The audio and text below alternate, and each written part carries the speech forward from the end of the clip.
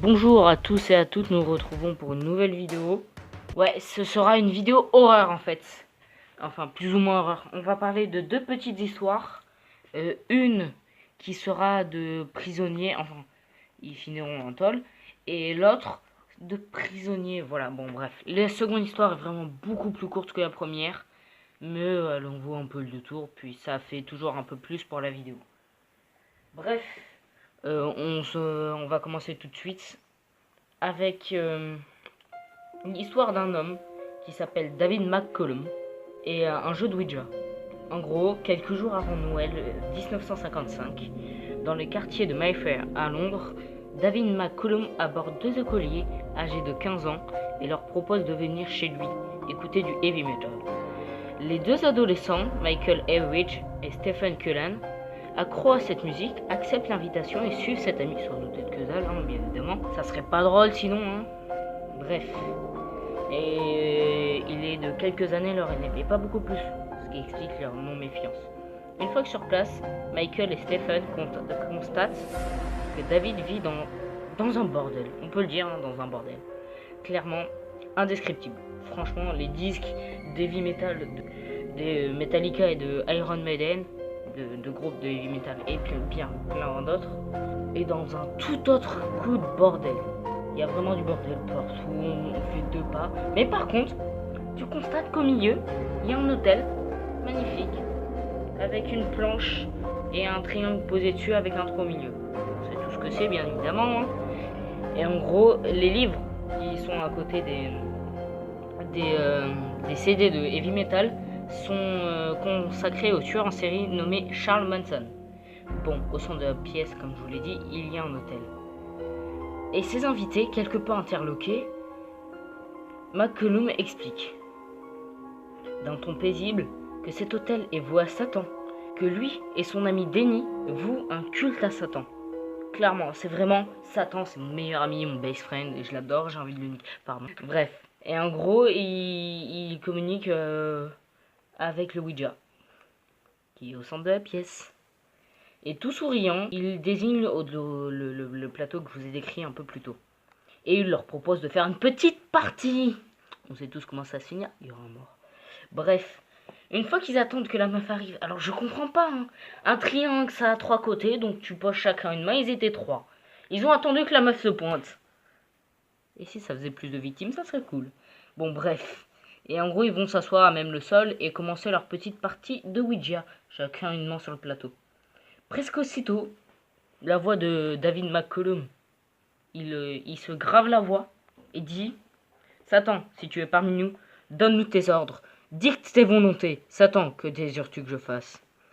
Et McCollum se lève brusquement, saisit le Michael qu'on a cité un peu plus tôt, un des deux ados présents dans la pièce, à bras le corps, et le jette sur le lit où il l'immobilise. Puis avec un couteau de combat à main, il le poignarde sauvagement. 11 fois, la longue lame effilée s'abat sur le corps du malheureux garçon. Dennis, qui maintient tant bien que mal Stephen, hurlant de peur, crie enfin à l'adresse de McCollum « Arrête, David, mais arrête-toi, il est mort !» Dans un sursaut, Stephen parvient à se dégager et s'échappe à toutes jambes. Est-ce qu'on n'aurait pas tous fait ça? Même pas, moi je serais parti, mais... je serais même pas allé voir les flics, j'aurais quitté l'état, le pays... J'aurais quitté la planète. Bref. Restés seuls, David et Dennis enroulent le cadavre dans un drap et le mettent dans une couverture, qu'ils enroulent à nouveau et qui scotchent le tout. Ils ont décidé de le transporter dans le coffre de leur voiture pour s'en débarrasser dans une décharge publique. Sympa comme cercueil, franchement, pour le petit, hein, bande de connards. Bref, arrêté peu après sur les indications fournies du rescapé de la tuerie, il s'avéra que les deux adorateurs de Satan faisaient déjà l'objet d'une double enquête psychiatrique et policière. Sont plutôt mal tombés les gosses. Les pauvres de ce Michael. Lors de sa comparution en justice, David expliqua que les voix transmises par le Ouija l'avaient poussé à commettre son crime. Les juges le firent enfermer à vie à sécurité maximale de la prison de Broadmoor. Ils condamnèrent son complice à 10 ans de réclusion dans un établissement psychiatrique. Voici comment 2 personnes perdent tout sang-froid et assassinent des enfants à longueur de journée, sous faute que ça soit Satan qui leur dicte leur vie. J'espère qu'aucun de vous n'est comme ça, franchement. Sinon, ça me... Comment dire? Bon, moi, je m'en foutrais un peu parce que je le saurai jamais. Bref. Passons à la seconde histoire. Clairement, il n'y a vraiment rien à dire. Hein. C'est une histoire de 30 secondes juste pour... voilà. Mais j'avais envie de la mettre dans la vidéo. En gros, c'est les fantômes d'Alcatraz. C'est un petit récit réel, un petit conte, une légende urbaine. Cette maison, cette prison. Vous savez, cette prison située au milieu de la baie Coupe. Vous savez, cet endroit au milieu de San Francisco, enfin dans la baie. La prison fédérale de haute sécurité, vous savez, d'Alcatraz, qui abrita forcément les plus grands criminels américains. Bon après, on va pas se mentir, vous saviez pourquoi c'était les seules prisons chauffées de tout le pays? Car l'eau qu'il y avait autour de la prison était extrêmement froide.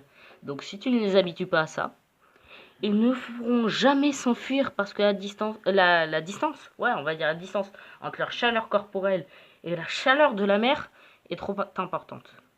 Bref, de 34 à 63, 1900 bien évidemment, c'est avant sa fermeture officielle. 10 ans plus tard, le site fut ouvert au public, comme certains doivent le savoir, et ça devint les lieux touristiques majeurs des États de la Californie. Plusieurs témoins affirment avoir été confrontés à des apparitions sombres et fantomatiques. La plupart auraient lieu dans le couloir principal de l'ancienne prison, où 3 détenus, Bernard Coe, Joe Kretzer et Arvin Hubbard, furent abattus le 4 mai 1946, alors qu'ils tentaient d'échapper à la vigilance de leurs gardiens. Assez étrange, mais c'est une histoire comme une autre, que tout le monde peut conter à ses invités lors d'une soirée. Bref, je tiens à vous dire que la vidéo est finie. Oui, déjà. Bon, c'est des vidéos courtes, je vous le concède. Mais bon, d'ailleurs, je tiens à vous dire que j'ai changé de micro. Le micro que j'utilise, je l'ai toujours. Donc dites-moi ce que vous préférez dans les commentaires, merci. Au revoir à tous et à tous, goodbye, ciao.